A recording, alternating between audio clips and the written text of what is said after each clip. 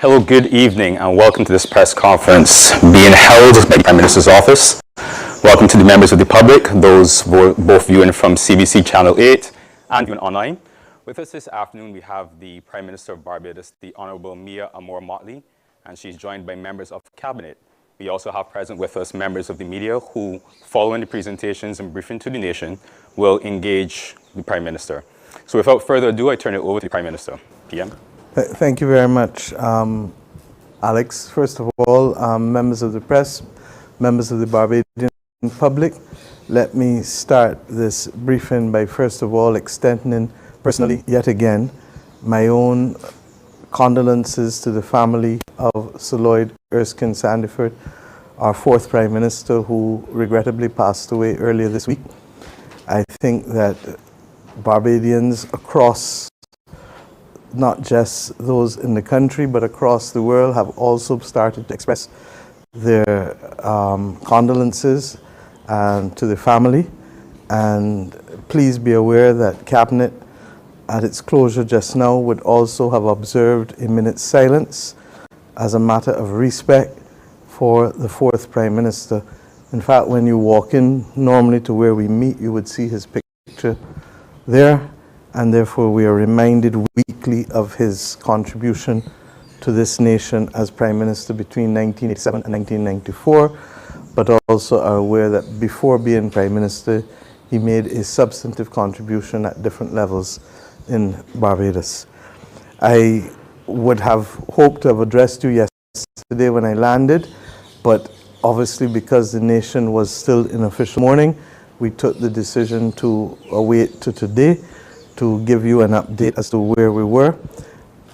The day that I left on the last occasion, I would have indicated what I was going to do, and I therefore deem it appropriate for us to be able to report what we have been able to do over the course of the last 2 weeks. It was long and arduous, but I believe rewarding and satisfactory for the benefit of the country. Our first engagement was, in fact, with the British Ministry of Foreign and Commonwealth Office. They invited me to address all of their ambassadors and high commissioners, particularly on the Bradshaw initiative. And I'm happy to report that as early as this morning, the Foreign Secretary sent me a speech where he explicitly, and I don't want to mislead anyone, where he explicitly referred to the Bradshaw initiative and to make the point that the British government is supporting the Bradshaw initiative, that in addition they believe the need to reinvigorate multilateralism, which is critical for us. Having gone through COVID, we know what it is to have to fight out there as a small state in what I used to call in this room the wild, wild, wild west, where people place export restrictions on equipment and all of the things that we needed when we were in our darkest hour of need simply were not there. These are some of the things that have inspired us to better prepare for the challenges. 70% of the challenges we face in this country are really fueled from challenges that are outside of our borders, from the climate crisis to the pandemic to issues relating to the price of energy, oil prices and gas prices in particular, to the disruption of the supply chain, which also had a corresponding increase with respect to pricing. Many of these things lie outside of our reach, and therefore having a strong voice internationally is critical to being able to defend what we need defending, and to have the elbow room. You see me do this all the time, the elbow room to be able to make the decisions to protect our citizens against those headwinds. In addition, he would also have supported the need to stretch balance sheet. Multilateral development banks, there's not enough money out there. If we have to borrow in order to be able to prepare ourselves for the future, because every dollar spent in building resilience, we avoid $6 to $7 in damage. And not to mention a loss of life, for which there is no financial amount that can be placed. So that meeting went exceptionally well, and we also would have visited His Majesty with respect that same afternoon for an exhibition for the Windrush generation, the 75th anniversary. Many of us may be aware that the Windrush event is where West Indians went in their numbers, 1948, to be able to help rebuild the United Kingdom after World War II. And the question as to how they were treated as immigrants became very contentious, as you are aware, a few years ago. There was a Barbadian artist, Sonia Boyce, and I invite the media for you to be able to see her particular portrait in that exhibition of the character, the lady in Desmond's, for those who know that British program from Guyana. And the work that she did was quite exceptional. We were only there on our way to Geneva, and I indicated that we had to attend the Future of Work Summit, which focused on social justice. Barbados is one of the few countries, and not now, going back for decades, that has had consistent representation on the governing body of the International Labour Organization. And I don't think we have to wonder why. We have a strong labour movement in this country. Indeed, I think you will recall on the 100th anniversary of the ILO, I had the honor of unveiling a bus in tribute to Sir Roy Trotman, who served with distinction for many, I almost want to say decades, on that organization's governing body. As we speak today, I think the General Secretary of the Barbados Workers' Union is still a member, and more, in addition to her, Minister Colin Jordan is also on the governing body. So Barbados is represented both at the level of government and at the level of the labour movement. They invited myself and a few other heads to be able to speak, and we felt that if we are going to properly anchor the reform of the international financial architecture, that we have a moral and solemn duty to remind people of where it starts. It starts with people. It starts with the labour movement. And these are the things that have informed our development from day one, and hence the opportunity to be able to address that group, the summit in Geneva. In addition, we have been a little delinquent in not meeting earlier with the UNCTAD Secretariat, United Nations Conference for Trade and Development Secretariat. We are at the point where we're coming up to halfway, and indeed next year we have agreed that as a follow-up to our being president of UNCTAD, that we will host a global supplies chain forum in Barbados in order to allow countries like ourselves, developing countries, to better understand how the supplies chain framework will be reformatted, reshaped in a way that helps us better as countries. I think many of us will recall that in my budget last year, I had to introduce measures to freeze the freight rate to December 20 rates for the purposes of calculating taxes. All of this result of the logistics of trade, and as a result, we felt that there is a need to better deconstruct and reconstruct the global supply chain, particularly given the level of economic activity that is going to be thrust upon the world with respect to green transition. We now know it is inevitable, and you only have to feel the heat this afternoon to know that this notion of convection rain is now a part of our lexicon in this country now, in a way that you would hear people in Miami or Jamaica talk about it before. But it is very real for us, and I'm told that on Monday afternoon there were some storms as well that literally threw themselves up. Took the other opportunity to meet with the World Trade Organization. As you know, coming out of MC12, the ministers' negotiations, the issue of the fisheries subsidies regime is now presently before us. We've all agreed to it, but we've paused for the Minister of Foreign Affairs and Foreign Trade, along with the Minister in charge of Fisheries, to start the process of detailed discussions now with the fishermen, so that everyone is aware what is being done and how it will not distract from their interests, but will add value, hopefully, not just to the ability of fishermen to sustain livelihoods, but for us to maintain the biodiversity of the world, which, as we now know, is as important as the actions that we take to protect the climate itself. I then attended the Africa Exim Bank, the 30th anniversary of that institution's existence. And the chairman of CARICOM, the Honorable Philip Davis, Prime Minister of St. Vincent and the Grenadines, the Honorable Ralph Gonsalves, and myself were the ones there. Barbados has been chosen to be the location, the regional headquarters of the Africa Exim Bank. It is a signal honor for us to be able to host them here. And I believe that we shall be having the formal opening on or about the 4th of August. And that is the date that we're looking at now. They have already chosen an office. They're already looking to see what else they need to do in order to be able to get functional.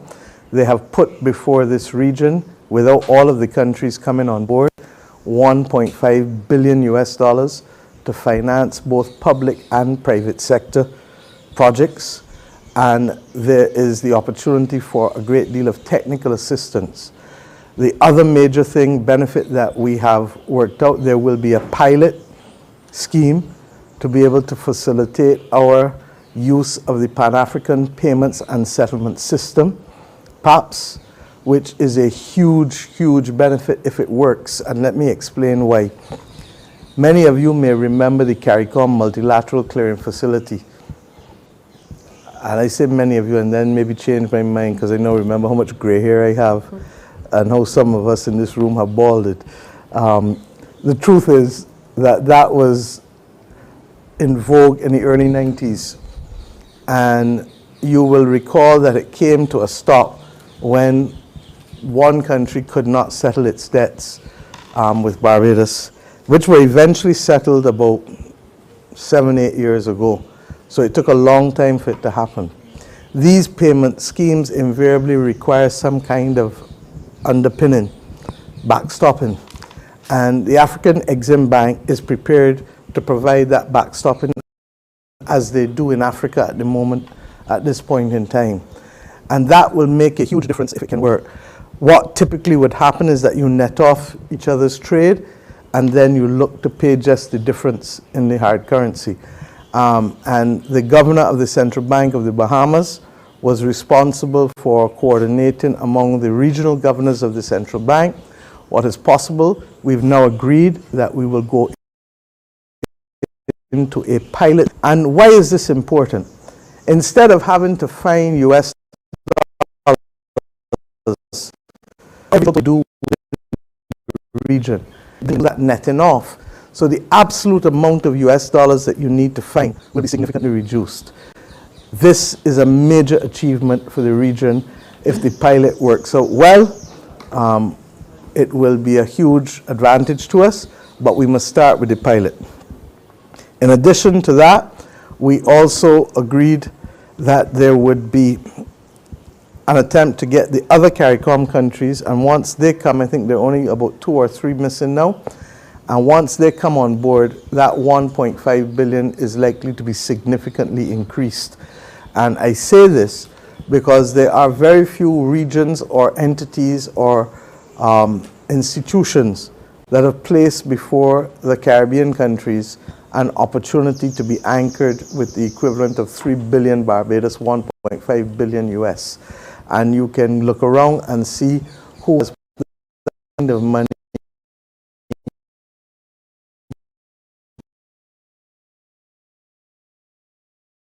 at this time. In addition to their participating in the commerce and investment with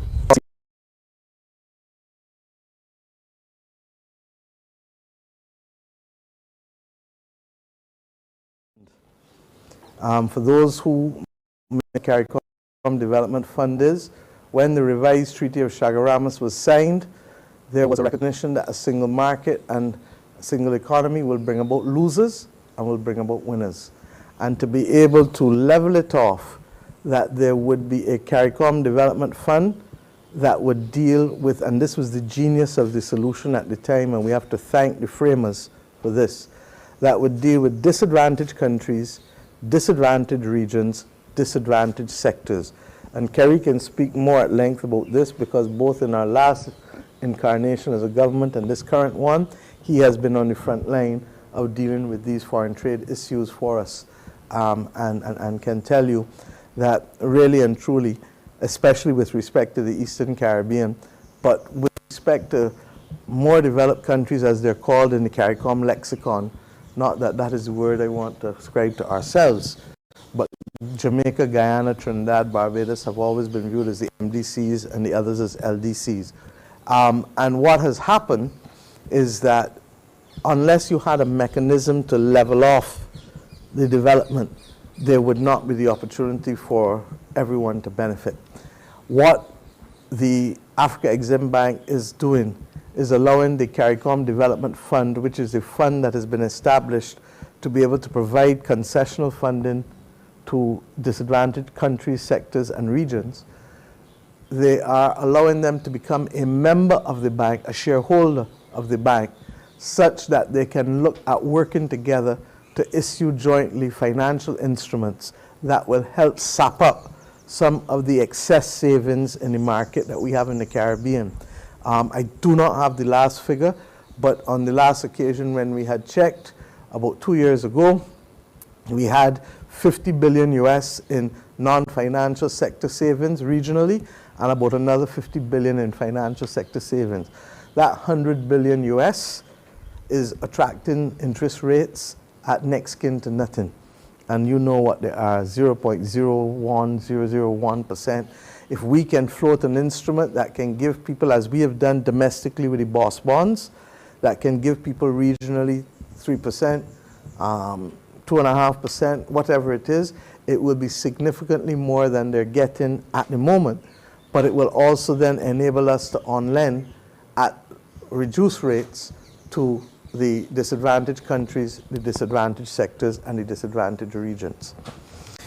In addition then to leaving, when we left Ghana, we went to the conference of the new Global Financial Pact. And let me salute, I believe that the Nation newspaper had a representative in Ghana that the Africa Exim Bank would have facilitated. And similarly, they had a representative in Paris that the French government would have facilitated as well. President Macron would have announced in November when we met at the COP27 in Sharm el-Sheikh in Egypt that there would be a conference that he would be convening on seeing how the world can develop a new global financial pact. And what is really meant by that? We work with the International Monetary Fund, the World Bank, which is otherwise part of it known as the International Bank for Reconstruction and Development, as one particular part of it. It has other components. The World Trade Organization, which was preceded by the GATS, the General Agreement for Tariffs and Trade and Services. But these institutions were all formed after World War II. When Barbados became an independent country, when Jamaica became an independent country, when Ghana became an independent country, when India became an independent country. So all of these institutions were formed before we were even capable of being responsible for our affairs. And therefore what we found is that they do not necessarily reflect our interests and our priorities. And while we could have existed along the way with that, at the very time when the world has multiple crises coming at us, and we call it a polycrisis moment, we need to ensure that we have the capacity to respond accordingly.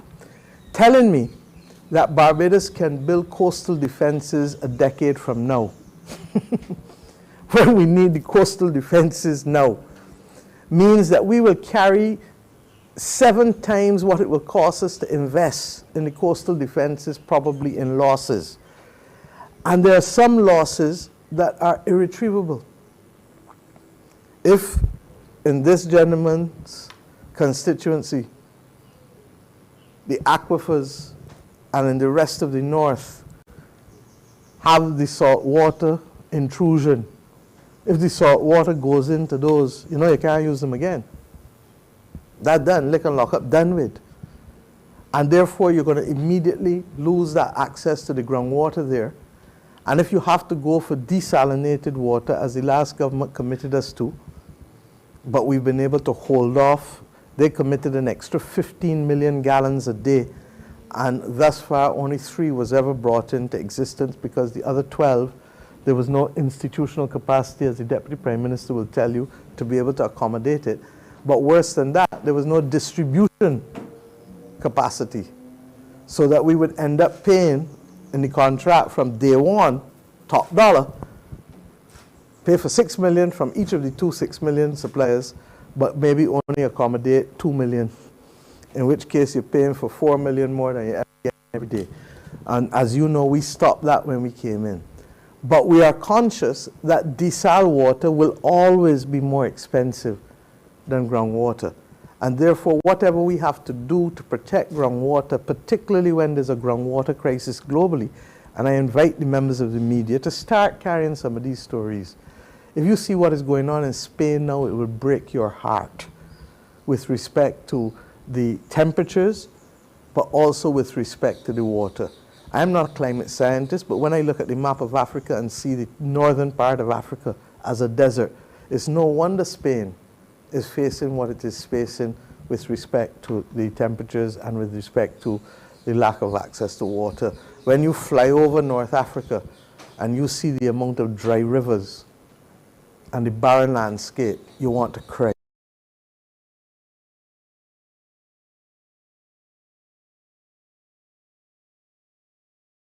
Without interruption. The point I'm making is, however, that these international financial institutions have now to ramp up to help us act at scale and in time. You can't do this over 10, 15 years, 20 years. If you don't take action now, there are going to be losers. How many people have gone down to St. Peter in 6 months? You see me carry visitors there all the time from international organizations. Why? On the last occasion, we carried Franz Timmermans there 2 weeks ago. The fishermen themselves, under the shed, told him that there used to be houses all along this beachside in 6 months in St. Peter. I remember it as a child. I'm sure many of you do. But what he also said is that there was enough space between the houses and where the sea used to break in order to play cricket and without the ball hitting the houses all the time. So what does that tell us? That it is not just the loss of area of the curtilage of the house that has been lost, but all of the other area that has been taken in by coastal erosion. So Barbados, fortunately, has been spending money, for example, on coastal protection for some time. The water scarcity problems, we, in my view, have not spent with the pace and the scale that was required of us for the last 30 years. We have now to catch up. And that's why the Deputy Prime Minister will be leading a team from the Water Authority to the Netherlands next week in order to be able to see where we can get substantive technical support and coordination from the government of the Netherlands and the different universities, because we are at the stage now where science must make a difference and clear strategic planning and the engineering considerations have to come to the fore. In Paris, therefore, what we sought to discuss was how we can change around what is happening in the world. The biggest concrete measure is something that we have been arguing for since December 2018. Barbados is the biggest issuer of commercial paper with natural disaster clauses. You've heard me say so over and over. If, God forbid, a flood or a hurricane hits us at a certain force, we have the capacity to pause the payment of our debt for 2 years, back-end it at the end of what the debt was supposed to be. And in those 2 years, it would unlock the equivalent of about 1.9 billion Barbados dollars, which works out somewhere to be about 15% of GDP probably now. Sean, I haven't done the numbers recently, but 15, 16% of GDP probably.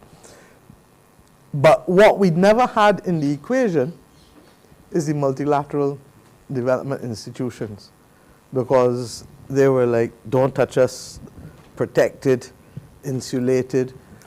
And by that I mean the World Bank. The IDB came up with its own craft version of it that wasn't too helpful before. The CDB, all of the different multilateral development banks, regional development banks. It was a huge victory for the new president of the World Bank to be able to announce that going forward, the World Bank will in fact include, they want to call them debt pause clauses or climate resilience clauses. Doesn't matter what you call them. It is the principle that is the same. And I want to thank White Oak publicly. Grenada became the first country in the world to ever have one. Barbados was the first country to do it at scale. And that the rest of the world has now accepted it. And this morning, the British Foreign Secretary would have indicated as well, reinforcing the message from Minister Mitchell in his office, that the British with the UK Export Development will now, agencies will now include what they call, I think the British call it climate resilient debt clauses.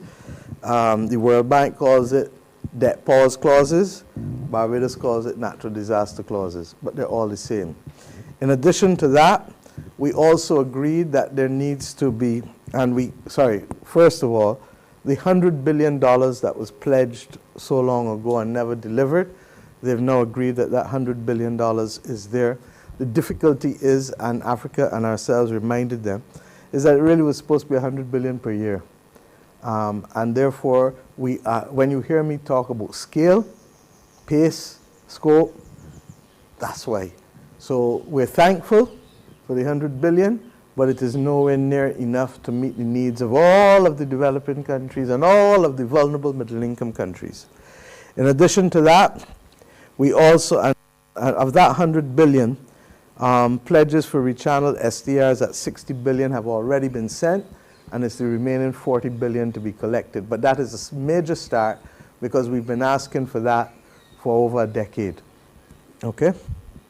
With respect to the multilateral development banks, in April of this year when we went to the World Bank's annual meeting, they had agreed that they would sweat their balance sheet and move the loan to equity ratios from 20% to 19%, which would only unlock $5 billion a year, but over a 10-year period, that's $50 billion. We thanked them, but once again, we said it was a little too modest. It is like, give me, I tell you that I'm real hungry, and you give me a bite of a lead pipe to eat and tell me hold that, and you won't even give me the whole lead pipe to eat. You understand? Not enough to even really start to make a dent. We agreed, and we still think it is nowhere near where we need to be, but we are likely to see that figure of $50 billion over the 10 years move to $200 billion a year. And that is what we need to be able to leverage. But to leverage that, you need to have a core amount of capital. So that discussion is still taking place. There has been an improvement, but it is not yet where we need it to be, and we will continue. In addition, we agreed that we have to find money as well as mechanisms to unlock private sector capital. The truth is that most of what has to be done, you know what is going to hit Barbados the worst? When we have consistently 1.5 degrees increase. The world is at 1.2 now. We have seen it hit 1.5 once. When it starts to hit 1.5 consistently, all that we see in here can be like child's play. Last week, when we reached China, on Sunday, it had its hottest day in over 60 years. Now, I believe, they said 72. I believe that they really meant on record, because it's difficult to believe that they had a hotter day 72 years ago. So it probably means like on record. Just as in Barbados' case I shared with you, with the water conference and before, that our rainfall for the first 5 months of the year, the 30-year average is normally 280 millimeters. This year, it was 149 millimeters. As we speak, there are 80 million people in the United States of America under heat warnings that are literally making, and I believe a few people died already in the last few days as a result of this heat wave. And they expect in the United Kingdom for them to hit record temperatures as well. Bajans who live in New York would have called home and told the family 2 weeks ago, Boy, you can't believe the kind of smog that I got up here. That you looking around and the place full, and you can't see nothing, and you got to walk about with a mask like if the pandemic break again. Those were certainly the calls that I started to get. And in Washington, D.C., a few days later, they too suffered the same thing. The New England states suffered the same thing. Why? Because once again, the wildfires on the eastern seaboard in Canada literally were engulfing New York and the eastern seaboard of the United States of America. Your newspapers would have carried a story about the insurance companies agreeing that they are not going to underwrite insurance in California for fires. You beginning to see where this is going? Can you get a loan for a business without insurance? One of the first things that the bank can ask you for when you get a loan as a business is for what? Insurance. So that you begin to understand, and that's why our first meeting in Paris was actually with a group of private sector people at the Bank of America, with the Insurance Association, who's actually led by a Barbadian, Ekoswe, who is George Bell's niece, and has done, she was here with us looking at the issue of insurance 3 years ago before COVID broke out, because we believe that that's going to be the next major issue that will affect the conduct of business in this part of the world. But I'm not going to talk about that this evening. I'm going through all of these things because if ever the world was going through a metamorphosis, it is now.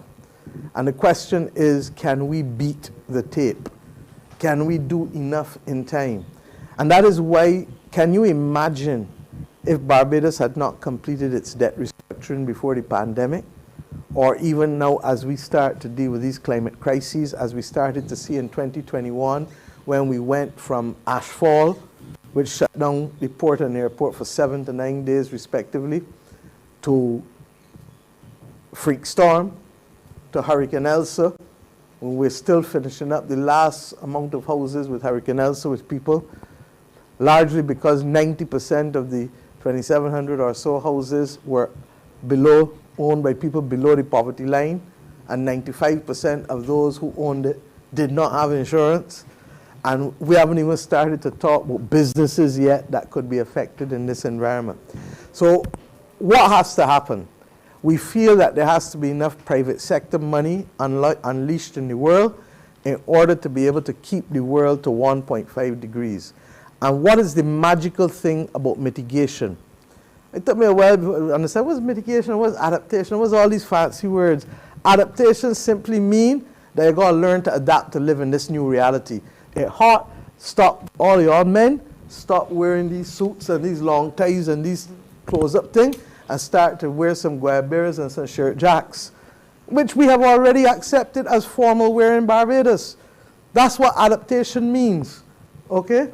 That you don't go and waste water, and that if you're building a house, you adapt by doing what? Have a water tank and put the water-saving devices in there, and we'll come to that at another time. Santia is going to lead the effort on that for us. Mitigation means how you stop it from getting worse, how you stop that climate from getting up in there. Well, the beauty of mitigation is that it is no one country that causes it, and it's no one country that has to solve it. Mitigation can take place anywhere in the world. We were listening and reading about the icebergs melting for a while. People were laughing at Al Gore, remember? When he talked about inconvenient truth. But you want the worst part of this, and I'm sorry that Dr. Seeley is not alive with us. Dr. Seeley sat me down one night in New York as we were preparing for a General Assembly speech. I think it was 2021. And he said, Prime Minister, you know when the world was first started to be warned about the climate crisis? And he brought the documents because he sat on the Article 6 negotiations for the longest time. And that's why I say we lost a Trojan when he passed. Since the last decade of the 19th century. But how many of us knew that? And you may ask, well, why the Prime Minister talking all this for us for the afternoon? What should feel we need to know all this about? Because if you don't know, you can't hold people to account. And if we had known that the situation was so dread, what we couldn't do in 100 years, we know God do in 10. Lack of knowledge, lack of education. And that's when people is enslave you and when people is take advantage of you. And we are not, as a country, going to let that happen to us, because I've told members of cabinet, as I will tell the members of the parliamentary party, they have to hit the ground and start to break out these issues for ordinary people. That's why we're doing the Water Academy. That's why we're going to do the water monitors or water cadets, whatever Santia and them choose to call them, where the children are the ones. And we expect the same thing to happen with the Ministry of Environment, with Minister Ford, with the litter. The children are the ones whose ways must change, because they are the ones who are going to be the biggest victims in the next 20, 30, 40 years in a world that is inhospitable. How many of us watch sci-fi movies and thought that that's something for the future? Huh? Artificial intelligence, a machine that take on a life of its own, and you can no longer program it and tell it what to do. Those things were science fiction before, until 300 scientists signed a document a couple months ago saying they are frightened as hell for where it can go. And there's certainly benefits, don't get me wrong, there are benefits that we must embrace. But we have now to look at what kind of regulatory framework, including Barbados, including other countries, that needs to be put in place for us to be able to make sure that we do not put at risk the future of humanity.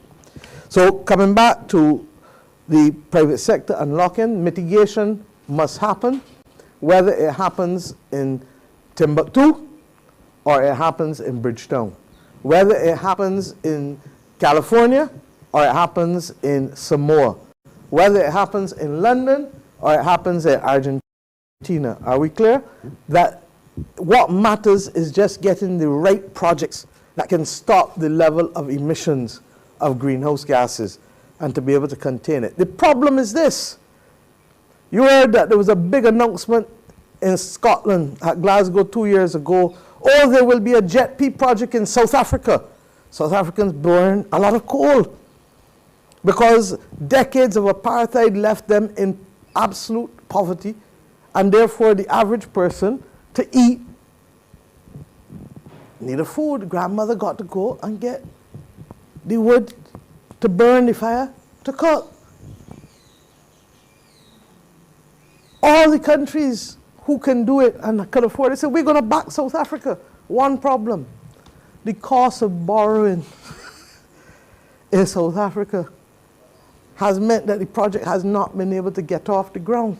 And that is largely because the cost of borrowing for the global south countries, former colonies, Africa, Asia, Latin America, Caribbean, that the cost we have to borrow at is significantly higher than what you can borrow at in Europe and North America and UK. And therefore what we've said is that you've got to make the cost of borrowing similar across the board.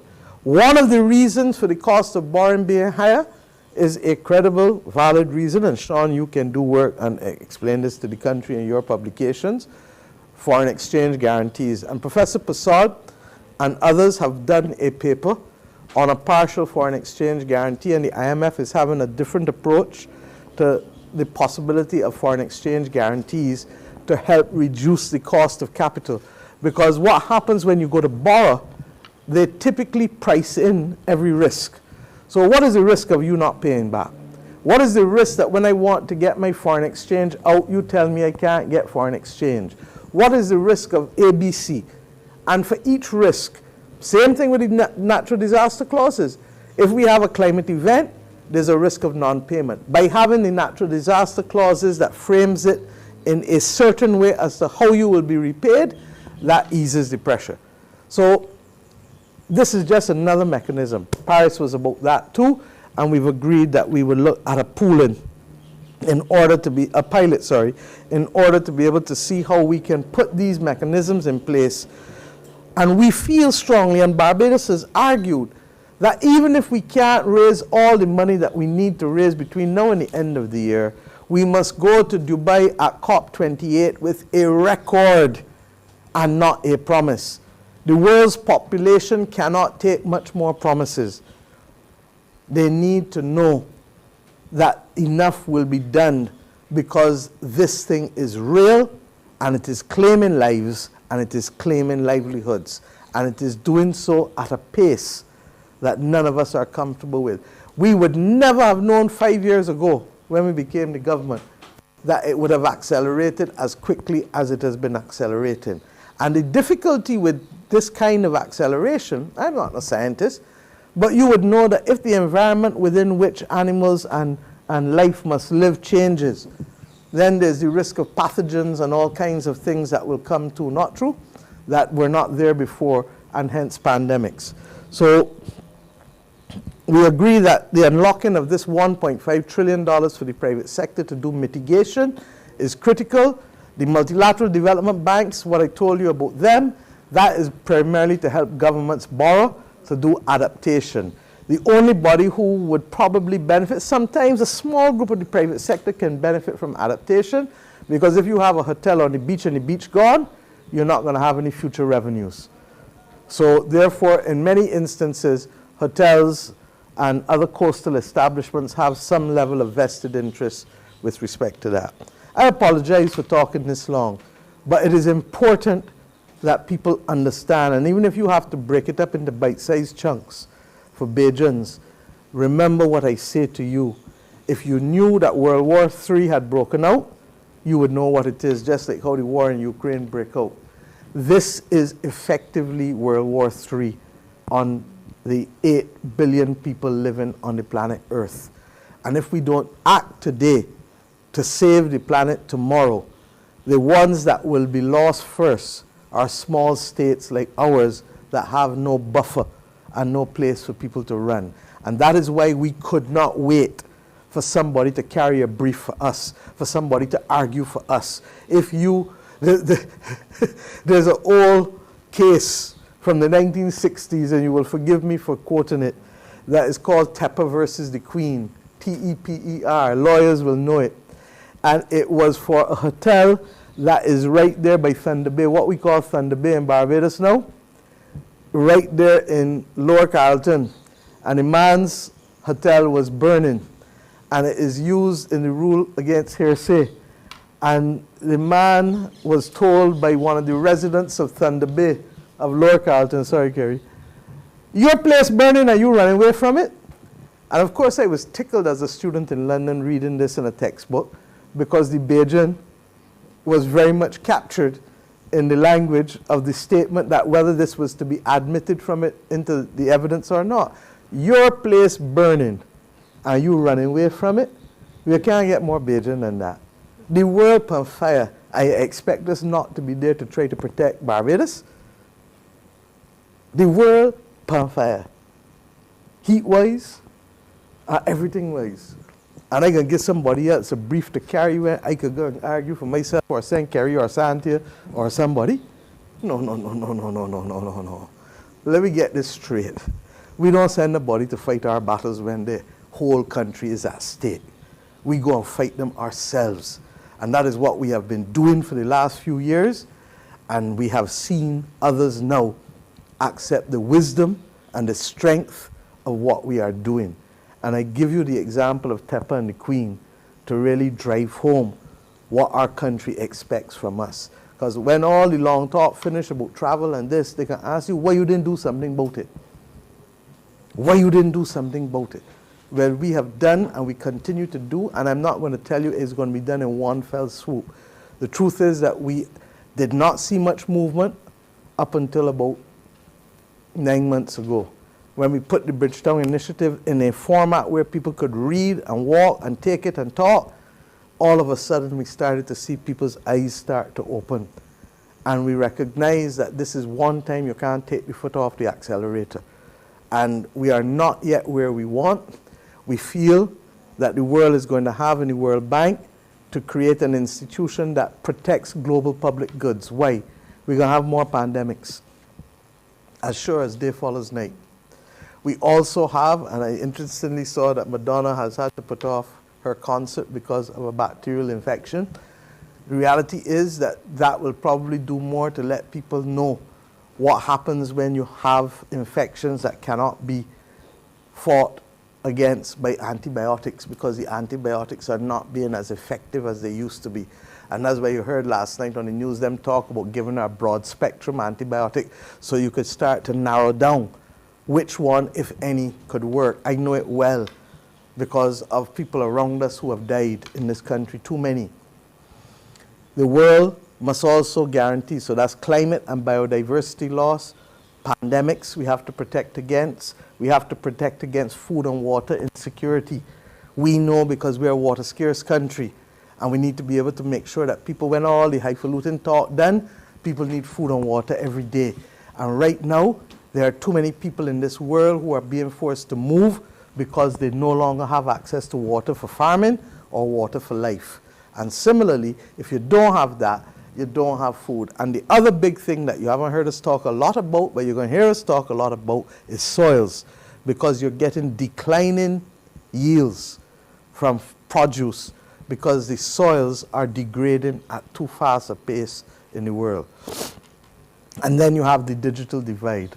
And you've heard us talk. Santia did a yeoman's job in making sure during the pandemic that we got as many tablets to as many Barbadian students as possible.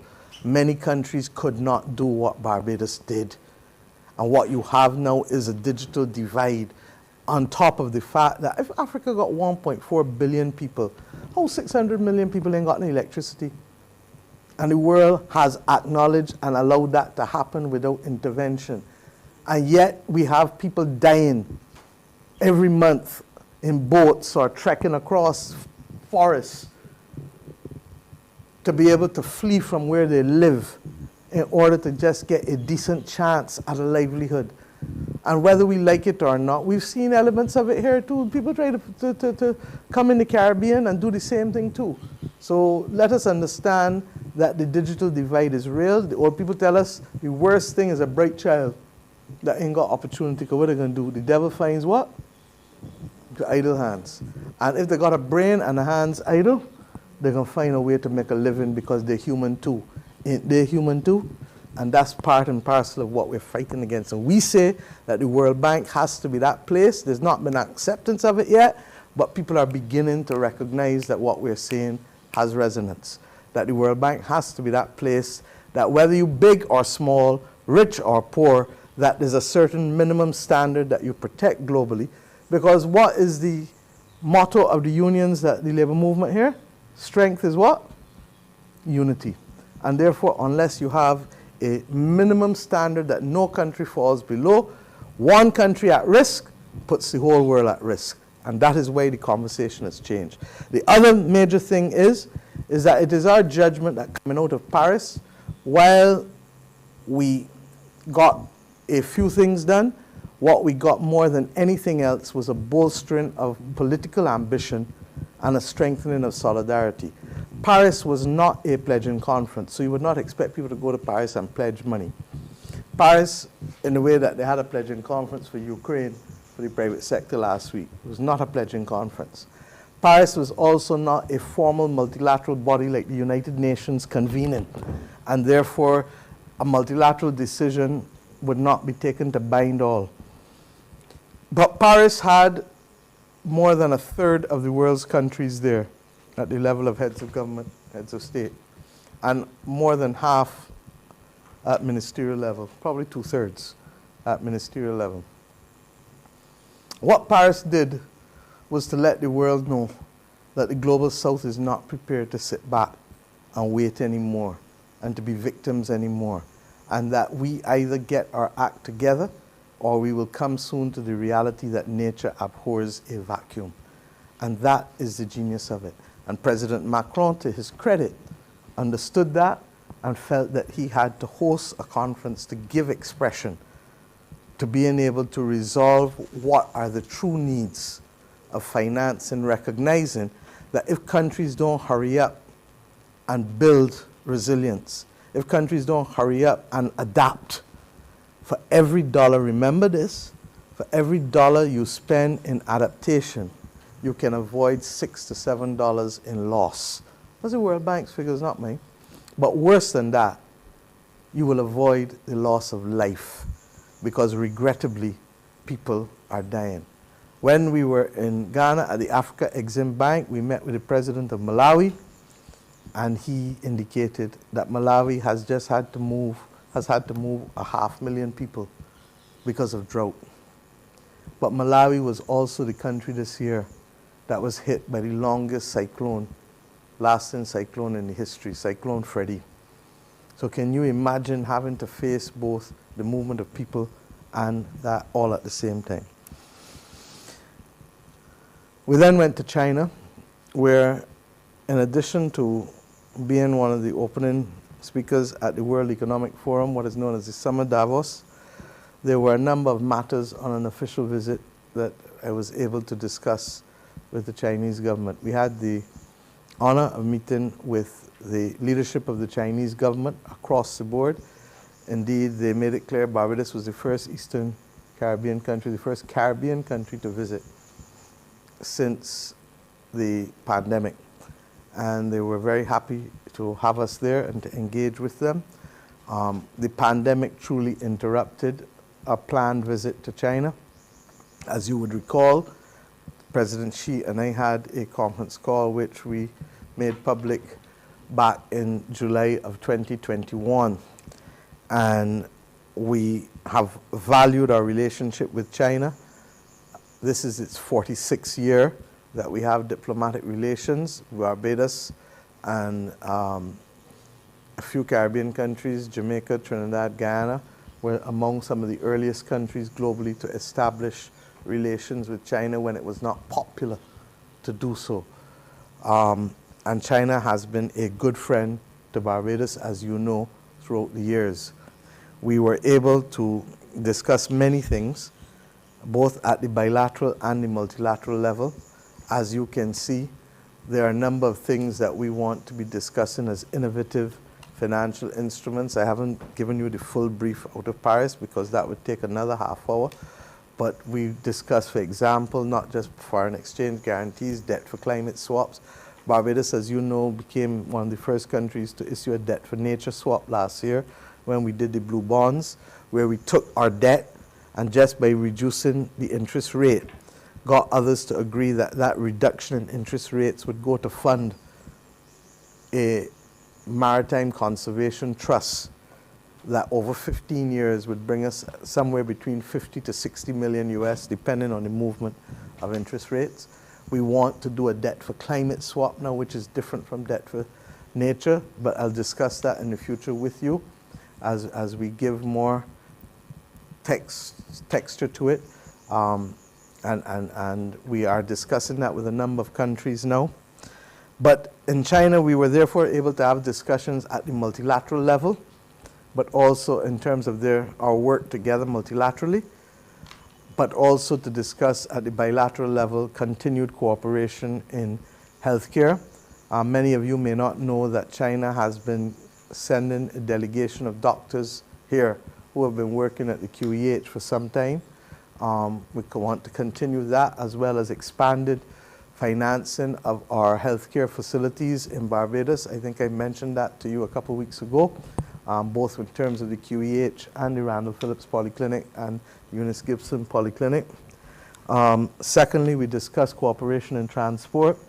We discussed cooperation in food security and agriculture. And at the appropriate times, we will be advising you of the specific initiatives as they are given expression to. We also spoke about cooperation on the blue economy in particular. I gave a lecture at the Chinese University for Political Science and Law, and I've agreed in principle with them that I would speak now to the University of the West Indies for a platform for cooperation on maritime law, law of the sea, which, as you know, is critical for us as a large ocean state. And I expect to see evidence of the strengthening of that relationship and the solidarity as we go forward in major ways in the next few months.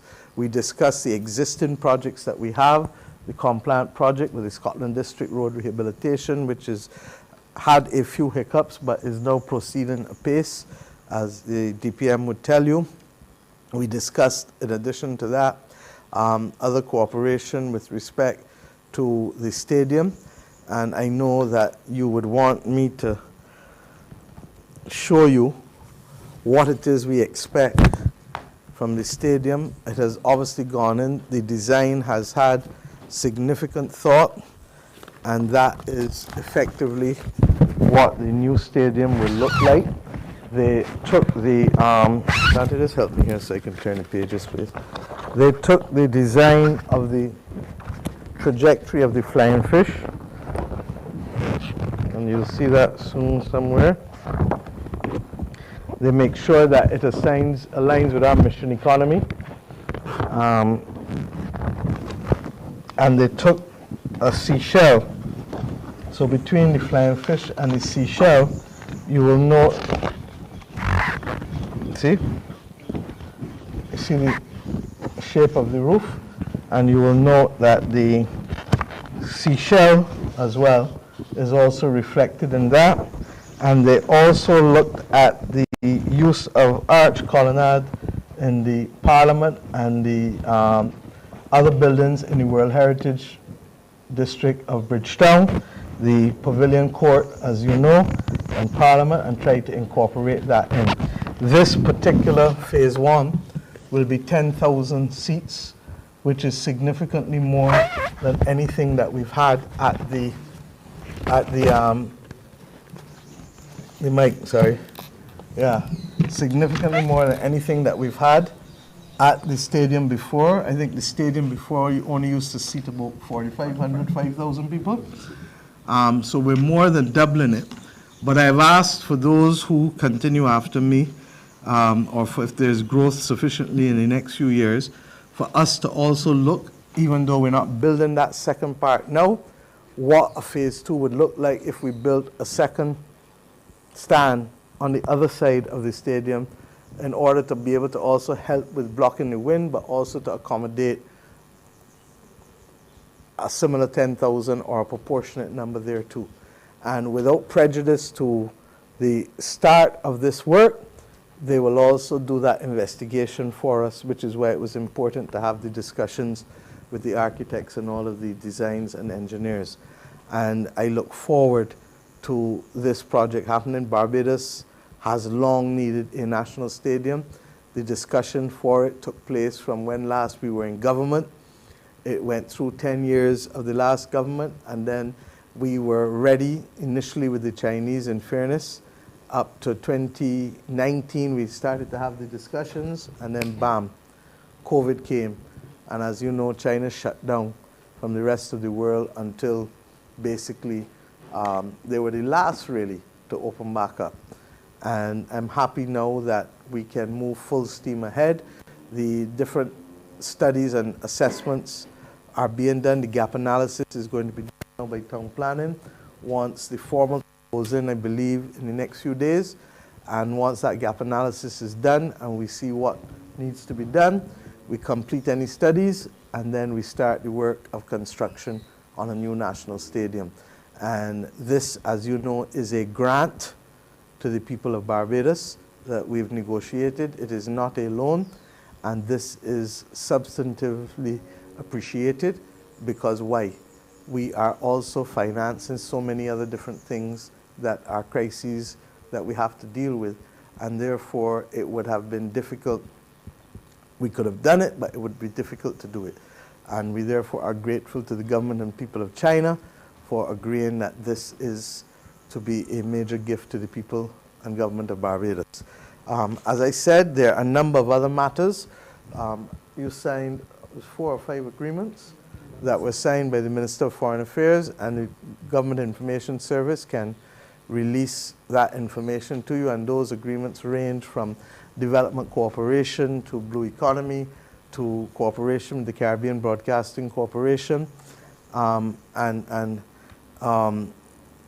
we anticipate that there will be substantive improvements there. We also had major discussions around transport. As you know, we are already the user of electric buses, the largest number of electric buses in the region, both in absolute numbers at the moment, as well as a percentage of our rolling stock. And the Chinese minister, vice minister in the Ministry of Foreign Affairs will be joining us in Trinidad next week as we go to heads for the 50th anniversary of the Caribbean community. That is perhaps an opportune time for me now to go to the last matter that I wanted to discuss with you. 50 years ago, leaders of the region of the Caribbean community with a vision agreed to establish this Caribbean community, otherwise known as CARICOM. In our own case, we give thanks, just as we have done before, to the Right Excellent Errol Barrow for being the person who led on this particular instance. Before him, there was Sir Grantley Adams, who is the only Prime Minister of the West Indies Federation. The region next week will host a number of guests while taking a number of decisions and fundamentally looking at ourselves as a community of 50 years. We also agreed when we met in Nassau earlier this year that we would find a tangible way to allow the people of the region to also be able to celebrate the 50th anniversary. And to that extent, you will recall that Mr. Barrow's speech, and those who have never read it should go and read it, in 1986 to the heads of government as they were meeting in Georgetown, was to give expression to the fact that the regional integration movement is really a lived reality of all of us. And even in this room, I can look around and show how it is a lived reality for the people of this region. The truth is that while the heads are therefore meeting next week, different countries will choose to honor that obligation that we gave in the Bahamas in a different way. The actual agreement for the community was signed on the 1st of August, 1973. And we have today as a cabinet chosen, and we have consulted with the social partnership and indicated our preference to them, that as a one-off, that Barbados will celebrate 50 years of the Caribbean community on the 31st of July as a national public holiday on the eve of the 1st of August, which remains still sacrosanct for us as a former slave society as Emancipation Day. And to that extent, therefore, we felt that to do it on July 4th would have been a little too early. I expect a bumper crop over season, and I expect that those who saw a barren period for the last few years in terms of those who would normally make their living at crop over, I trust and pray that they will do the dog. Excuse me. But that's how I feel. And we felt that this would be a better fit for them, for the country, for all of us, the private sector, all of us, because as you know, events have a way of spawning spending as well in the economy. And it has not escaped us that from every which way we look at it as a government, that the best time to allow our appreciation for the visionary leadership of those who went before to make a difference, to establish the Caribbean community, that we do it then. And for those who say, well, what would that mean to us? Let me be very clear here. Barbados, more than most others, have benefited from a single market and a single economy. Trinidad benefited from a carifta, a trade in goods. Kerry would tell you and give you a lecture on it. But we started to benefit when you could start to freely move services. So cameramen, pool technicians, lab technicians, fellas that do the safes for the banks. You only got to go on any flight down to the Eastern Caribbean and see on a daily basis who traveling. And the number of Bajans who travel to go down and supply services that cannot otherwise be accessed in those countries without having the harassment of having to get complex documents and processes filled in, will make you know do not take the Caribbean community for granted. And for those in Britain, for example, who took the EU single market for granted, many of them are now crying and wishing that they were still in the single market and single economy, because all of a sudden the trucks can't move freely no more. The goods can't move freely no more.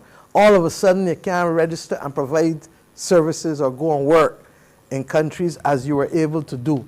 So that, believe you me, and I wish, go back and listen to every speech that Wayne Arthur made on this. Go back and listen to Errol Barr and Tom Adams. Go back and listen to the same Sir Lloyd, who was the person who was signatory to the Grand Aunt's Declaration, which effectively laid the framework for the amendment of the Treaty of Chaguaramas, which is where we talk about the revised Treaty of Chaguaramas. Go and talk to any of them. All can be wrong. And you understand the critical importance of federation, integration to Barbados. We are too small. And while that gives us access to a larger market, that is still not sufficient. So my friends, I have spoken at length, but I felt I had a duty to do so because, as Kerry would tell you, this has been an arduous trip. Yes, we are very tired, and we have parish speaks tonight, but such is life in the tropics. And it is very hot. But the bottom line is that we wanted to bring Barbadians up to speed on a number of issues related to what transpired there. I also want, before closing, to just make one statement on this, and I'm not going to get into a lot of long talk about it, because there is a desire on the part of people to use fake news to propagate actions and movements. There is no plan. There has never been any plan, and there will be no plan under my leadership for any gender-inclusive bathrooms or for discussions of gender fluidity in the schools. And we need to be able to stop this distraction by those who have a different agenda and who want to create a construct in order to knock it down. And I've said so already, and I say so now formally as Prime Minister and Chair of the Cabinet, which just finished again. And let us be very clear on this, because these distractions are out of place. We have made it clear as a government that we will not support discrimination against Bajans. And that is why a time will come shortly where we remove that discriminatory part. The court has already taken a decision. They went too far in the judgment of the Attorney General, and we await his formal opinion for how he will correct it with respect to any act against children under the age of 16. But we will speak to that at another time, and therefore I simply just tell you that what was being propagated as a reality has never been, is not, and under my leadership will not be. But we will defend the rights of people as adults not to be discriminated against in this country. And we've said so over and over. So thank you, and I'm available, as are all of us. Kerry, I don't know if you want to add anything. No, no, I should add it. And I want to thank Santia and Wilfred for the excellent work which was done with respect to the preparations for Tropical Storm Brett. I heard that there were some people who decided that they needed to make a big deal about my statement, that it really gave me a difficult moment as to what to do. You want to come home when there's trouble, but equally you want to fish, not just be given a fish. For those who haven't understood what I just said, let me repeat. This is now part of our new reality. And we're going to have to reach the point where we prepare for storms at the beginning of the season. Don't be rushing to the supermarket to buy batteries or to buy candles, or the most you could be looking for is some fresh bread to hold you for 2-3 days, because you should have had the biscuits already. Huh? Let me get straight. Let me get straight. You can't be doing it because at this rate, look for a few storms this summer. And if you listen to the weather people, they tell look for it down into early December and look for it starting up in May. So that it really only means that there are 3 months, 4 months of the year, 4 months, January, February, March, April, and then you got other problems called dry weather. So that we are living in a climate crisis truly. And I'm asking every Bajan household, nobody can prepare for you like you prepare for yourself. Prepare for yourself. And recognize that on the day, we have to learn to shut down the amount of time, to minimize the amount of time that we lose. Because if not, you're going to be turning from pillar to post all the time. And on the day itself, it should just be a case of how soon we shut down, how safely we shut down, how long we need to get people to be able to move them from work to home or school to home or whatever. But the lesson also is the freak storm. The freak storm could have come in the middle of the day. It could have come at 2 o'clock in the morning instead of midnight. And we know now that we are vulnerable to systems literally developing offshore in no time at all. When the freak storm happened, we lost about 25 roofs, not true? And about over 100 and something houses were damaged. So I want us to apply our hearts to wisdom, apply our hearts to common sense, and to recognize that we need to be our brother's keeper. And if you know your neighbor ain't got what they need, know that you're going to help carry them along for the first few days. And let's buy for that. Because at the end of the day, you might have to give them the food, but if something fall on you in your house, they might have to lift the thing off of you to get you out to the hospital. So don't get tired. Let us understand that each of us has a role to play with each other, and we need to talk each other through this because it's a new reality. It is a new reality. So thank you, Santia. Thank you, Wilfred. Believe you me, Kerry will tell you that it hurt our hearts. We were checking all the time because you don't feel good. You don't feel good. But equally, we knew that what matters to us is that we also need to be able to have the elbow room and the pipeline in order to be able to protect ourselves because worse is going to come to the world. Any questions? Thank you.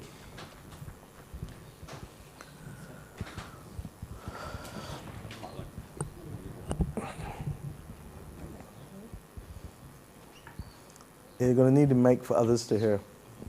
Yes, Madam Prime Minister, I wanted to get a clarification on the July celebration that we're planning. We were supposed to be choosing something that we'll be doing, Barbados, that is each country in CARICOM. Yeah, each country. So what is it that Barbados will be doing? On that day, we will announce all of the things. There will be a concert on the night of July 31st.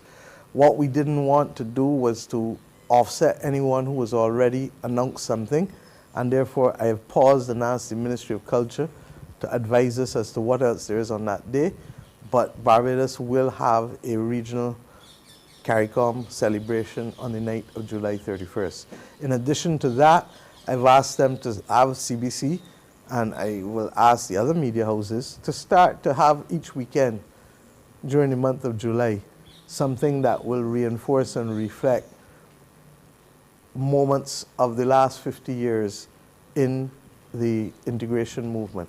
And as you heard me talk about the different prime ministers that have been involved along the way, the truth is that every single prime minister of Barbados has been involved in the integration movement, some way, form or fashion, over the last 50 years.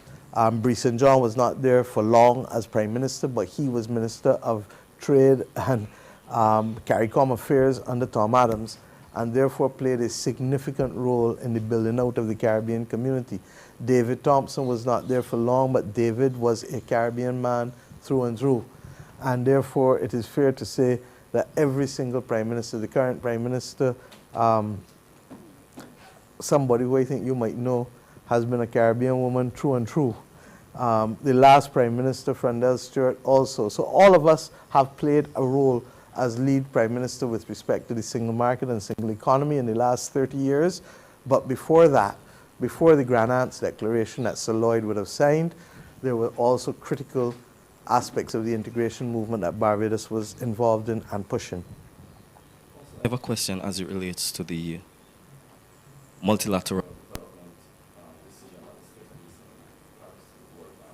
Mhm. Could you give us an idea of what mechanism we are currently exploring in terms of the pause and how we will pay? Because some argue that it's just delaying the event. So will it be that we are looking at But that's what a pause is. A pause in an erosion. Look, what it is net present value neutral. Because why? If you have $100 today, Marlon, $100 today is not worth the same thing as $100 20 years from now or 15 years from now. But in any event, the most important thing is this. You see how we ain't get hit by a large hurricane and how much we had to do for Elsa and the freak storm. Imagine when we really get hit. Imagine how many Bajans who live in what I call the flat roof houses that we built after Hurricane Janet. And I keep making, there's a reason why them old time gable roofs don't blow off, you know, or the hip roofs don't blow off. But we went after Hurricane Janet and start building these houses with flat roofs that is peel off like sweetie paper. And my biggest fear, that's why the government has a project called Roofs to Reefs. That's why we're giving out and for the people who can't afford it and lending for the people who can, to get people to put the hurricane straps on or to get and don't build with this large overhang.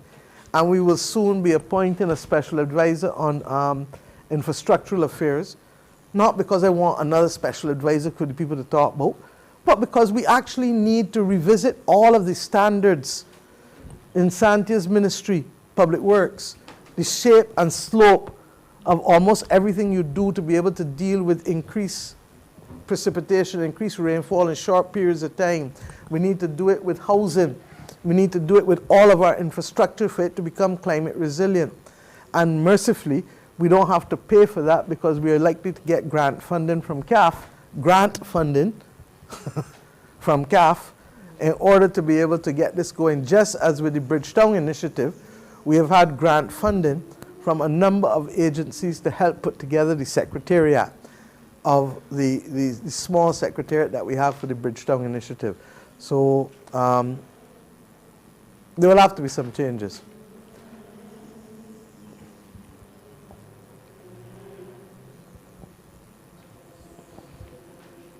Any more questions? Sean?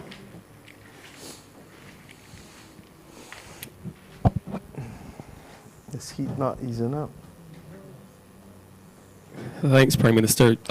Forgive me if this information is out there already and I forgot it, but can you give us a sense of how much the grant from China for the National Stadium is and also what sort of timeline is there in terms of the start of that first phase? There's about 40 million, huh?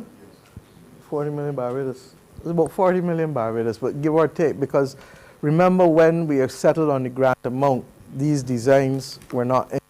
So I don't want to give you a finite figure until they have these designs fully completed.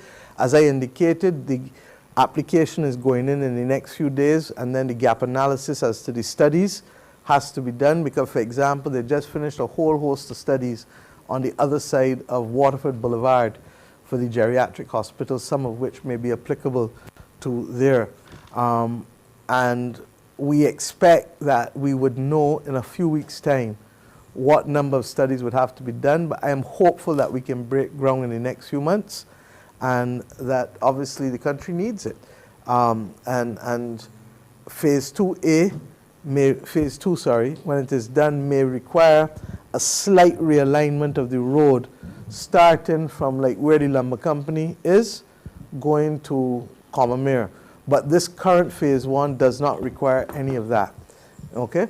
And therefore, I've asked the Chinese to identify for me what land space would be required so that for future planning, or if I received a bounty and we decided to go with it one time, that we could do it and give the country. The last stadium is in excess of 50 years.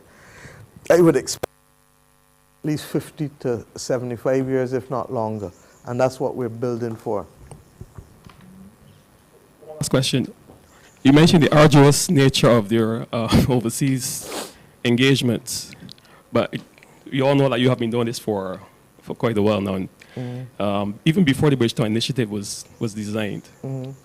You also mentioned the U.S. $100 billion that many saw as a broken promise. The fact that it didn't come through, essentially. What have you seen now in Paris and other places on this last trip that gives you the confidence that things will change? that you're seeing the difference? 9 months ago, we did not have, first and foremost, the solidarity coming across the South, the global South. I want you to go and listen to the comments, especially in the closing ceremony. Everybody has listened to the opening ceremony. But something special happened in Paris on the night of the first day and the morning of the second day. And the level of solidarity in the global South was palpable.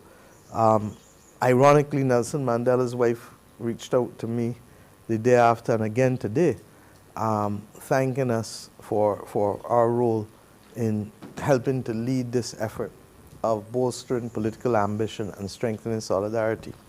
Now that's important because the precepts of divide and rule is what led countries to be successful in dominating the globe for centuries.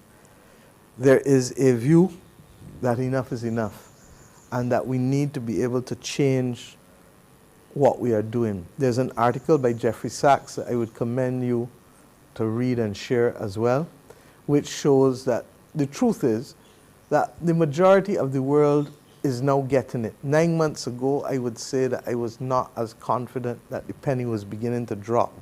The problem that we have is a domestic political problem and a geopolitical problem.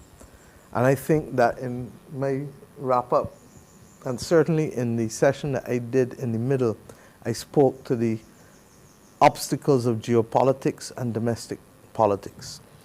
The United States government has a difficult situation, and one, I empathize with President Biden, Secretary Yellen on, but it is still something that needs to be addressed. And that is that their Congress is deeply, deeply, deeply divided. And they have not been able to get consensus or action on a number of things. Regrettably, it will affect us because let us take the IMF. The United States of America has 17% of the shares, the quota in the IMF. And what is needed to effect change is 85%, which means that they have a right of veto on how and what SDRs should be, if you should reallocate. You heard the UN Secretary General very, very clear, very, very strong, repeating what we have said over and over. When I say we, I mean not just Barbados, I mean the global South. That it is not fair for you to have SDRs, special drawing rights, issued in a crisis, and that the majority of it appears to go to the ones least needing it. Now, there are arguments that will say why some of them need to have, strong countries need to have it in order to balance out the system. But there are other things that need to change. We need the recapitalization of the World Bank. In all the years, Sean, go and check the facts. They've only ever had capital of 22 billion, which has leveraged and unlocked over 80 billion going forward. But we need a proper capital raising of the World Bank in order to strengthen the balance sheet so that they can lend at scale and with pace to others. So we were not getting ambition on the scale of the problem and the scale of the solution. We are now getting a recognition of that. We were not getting recognition of the need for countries to have elbow room when a crisis hit.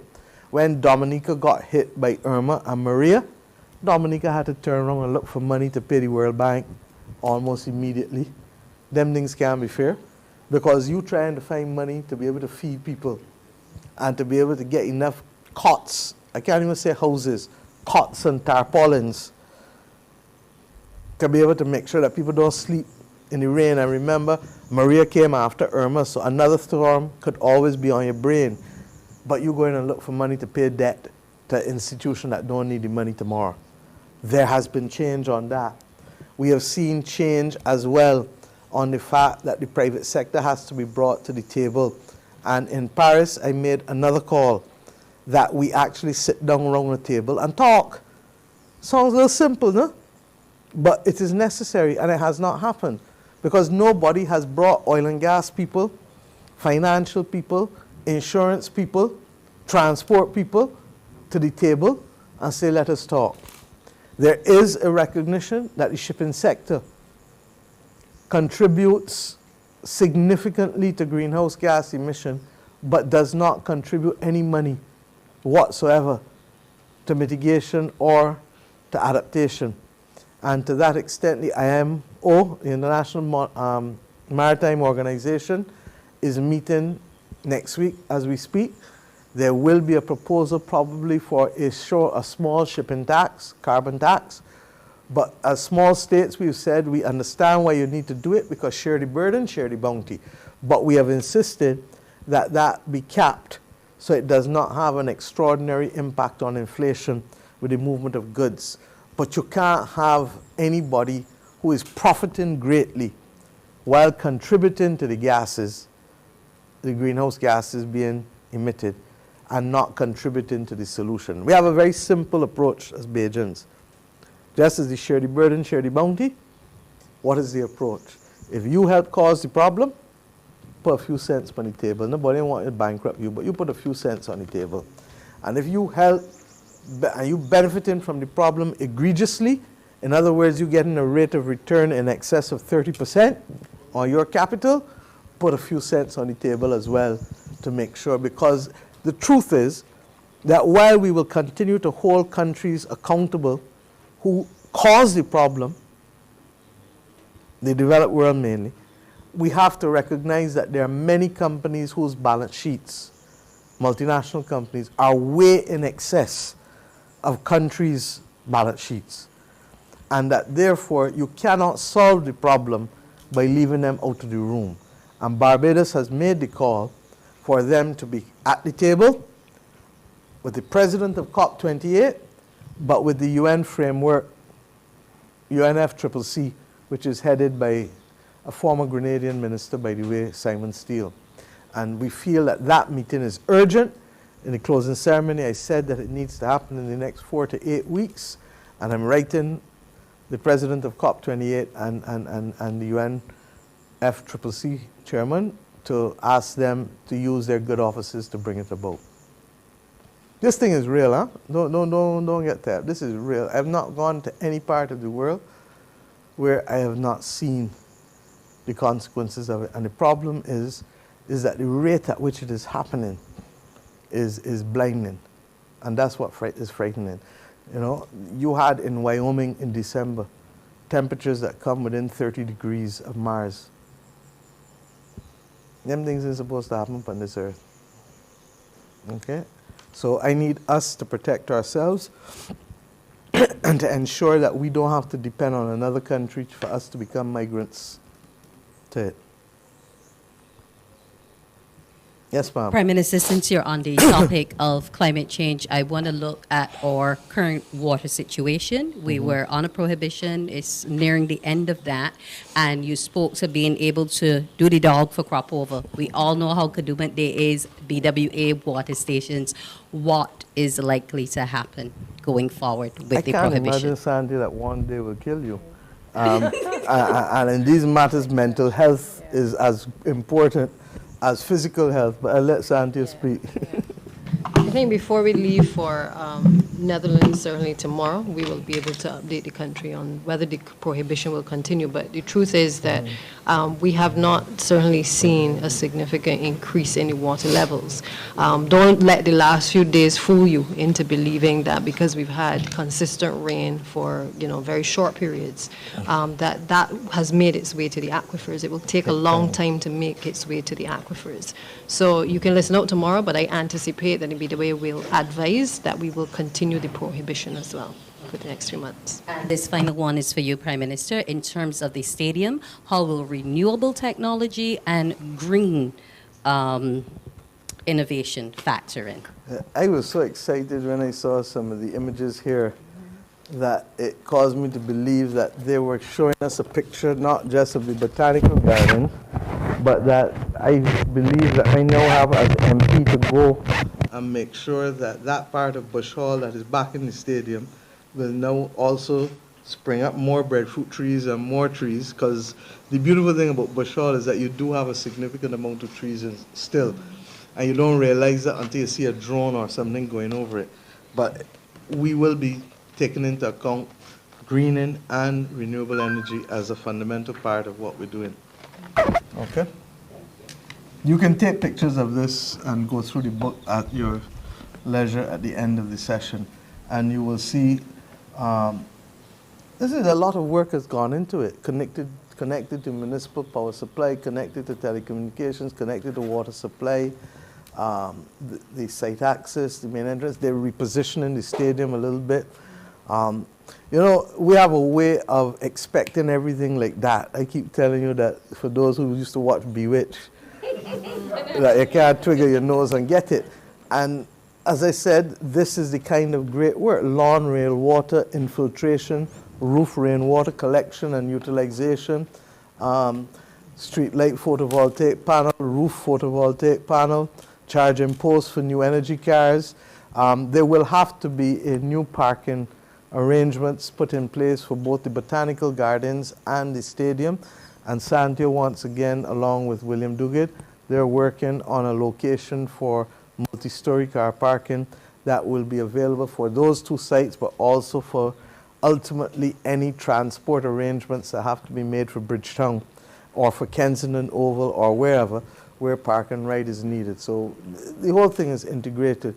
And bear with us, we're going to get there. We're going to make this country the best place to live, I'm telling you. Trust me. But it takes time, and it takes the effort of all of us. Yes, Marilyn? Are you letting your thought? No, because when I go to St. George, I'm supposed to be at St. George soon. Oh, from Santia. No problem.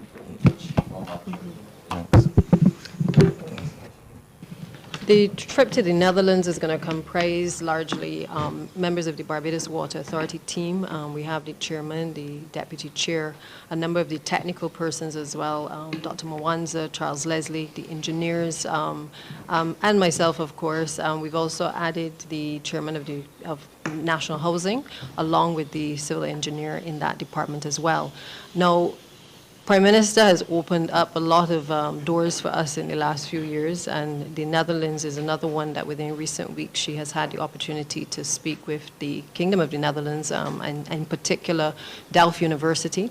And so we have had preliminary discussions which then led to deeper discussions to try to figure out how can the Netherlands, who is well known for being able to, it's the best in the world in terms of being able to do a lot in terms of water resources. As a consequence, we've taken the opportunity to meet with a number of players there in the sector. So the university has been scheduling a number of meetings with us so that we can speak to a number of the operators. Out of this, we are hoping to be able to get a number of best practices for the Barbados Water Authority. We have to transform the Barbados Water Authority, and I think the best place to start is with one of the entities across the world and the countries across the world that is known for doing this at a particular standard.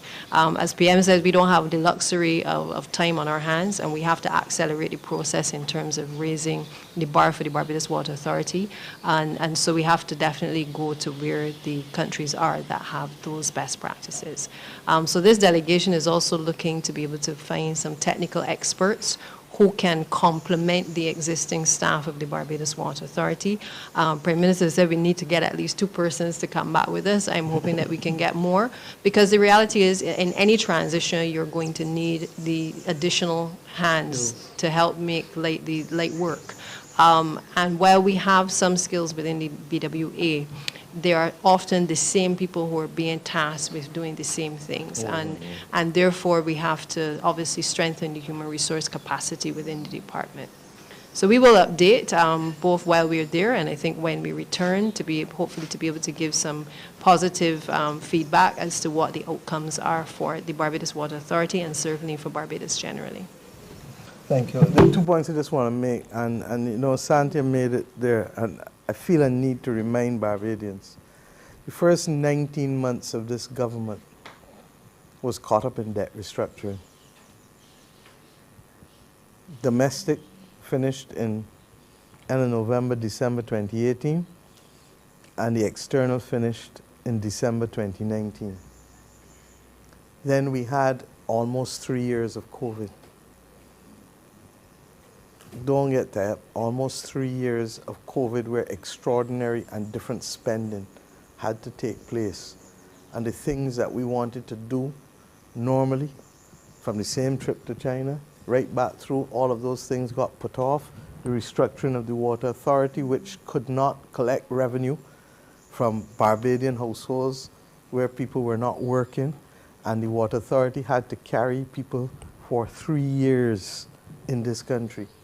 We have really only had the last 10 months with, and I wouldn't call this global environment a free hand, but with a semi-free hand in these last 10 months. And that is why you see us working with such pace now to be able to get as much done, because the truth is that things are still unfolding globally as we speak. We didn't expect a war in Ukraine to throw in there a spanner in the works with respect to oil prices. And as you know, and I'm going to speak to this now because we are fighting the battle.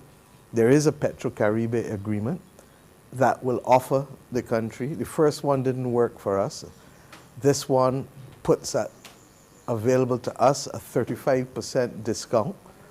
But the Americans continue to have sanctions in place for trade with Venezuela, while Chevron trades with Venezuela, and while the EU have also been given, like Chevron, an exception. And we need to look at the system and see what is the available space for exceptions. We've said it, Trinidad has also said it with respect to other things, with respect to doing work with gas with Venezuela.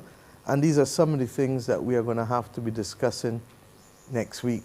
Recently, Barbados would have had 2 ministerial delegations to Venezuela, both in terms of energy and agriculture. As Santia was pointing out with the Netherlands is not only a global expert on water management, but it is also one of the largest exporters of food in the world. And with the limited land space, relatively speaking, and with difficulties with water, that they have achieved that is nothing short of miraculous if you believed in miracles. But if you understood science and technology, you would understand that it was a careful planning and careful use of science and technology to put them where they are with respect to water and agricultural production. The truth is, we could also look at Israel too, but it just so happened that our relationship is with the Kingdom of Netherlands, and that is whom I hope. We would have liked them to have been there 2 years ago, 3 years ago, but obviously the pandemic would have averted that, but better late than never. Anything else before we wrap up? It's good to see you all again. Okay? I meant that more in terms of the fact that this Zoom press conferences, trust me, they like them. They like them. The fact that we can be in the same space is a blessing, just as I hope that crop over will be that blessing that truly all of us are looking for, that mental release. And for those who have not started to listen to the music is excellent for the most part. They got some lyrics that I really can't understand, and I can say so as a woman, because I do not feel that you need to denigrate women to the extent to which they're being denigrated to have a good time. And anybody who got a mother, or who got a sister, or who got a daughter that they love will recognize that. Who is the most popular artist in the world from the Caribbean?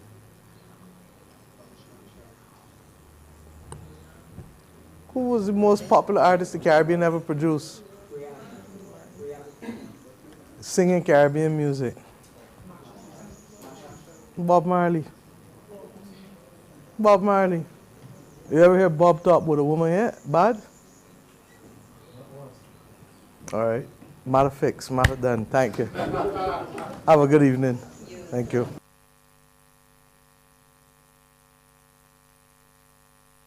And thank you to the members of the Cabinet all for that briefing, that update on those critical advancements the country continues to make. I'd like to thank the members of the public and members of the media for joining us this afternoon, and I'd like to wish everyone a safe evening. Thank you.